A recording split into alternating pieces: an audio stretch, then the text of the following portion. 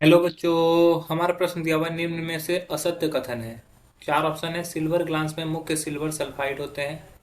दूसरा है zinc blende में मुख्यतः जिंक क्लोराइड होते हैं। तीसरा है सोना मुक्त अवस्था में पाया जाता है। और चौथा है कॉपर पैराइड में Fe2S3 उपस्थित होता है। चलिए समझते हैं इस प्रश्न को। अगर इस प्रश्न की मुख्य अवधारणा की बात की जाए तो मुख्य अवधारणा में हमें अलग अलग स्टेटमेंट के अलग अलग चीजों को समझना होगा। ठीक है, पहला है सिल्वर ग्लास।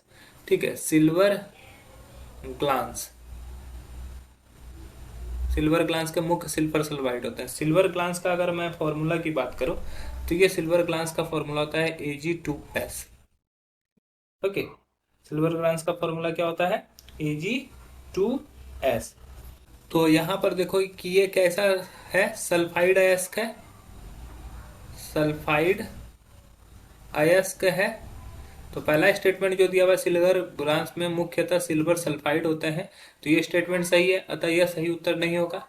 दूसरा, यहाँ एलेंड लिखा गया है, ब्लैंड होता है। ठीक है, जिंक ब्लैंड। तो बात करते हैं जिंक ब्लैंड की। तो जिंक ब्लैंड जो होता है, ये इसका फॉर्मूला होता है ZnS। ठीक है, जो कि जिंक सल्फाइड होता है, जिंक सल्फाइड। यहाँ पर क्या बोला गया है कि यह मुख्यतः जिंक क्लोराइड होता है, तो ये स्टेटमेंट गलत है, अतः यह हमारा सही उत्तर हो जाएगा। तीसरा है सोना मुक्त अवस्था में पाया जाता है। तो सोना जो होता है अत्यधिक कम क्रियाशील है, अत्यधिक कम कम क्रियाशील धातु है, अतः यह मुक्त अवस्था में भी पाई जाती है, अतः यह मुक्त अवस्था में पाई जाती है। तो हमारा जो तीसरा स्टेटमेंट है वो भी एकदम बिल्कुल करेक्ट है। ठीक है, जो हमारा तीसरा स्टेटमेंट है वो करेक्ट है, इसी वजह से ये गलत उत्तर हो जाएगा। कॉपर पैराइड में Fe2S3 उपस्थित रहता है।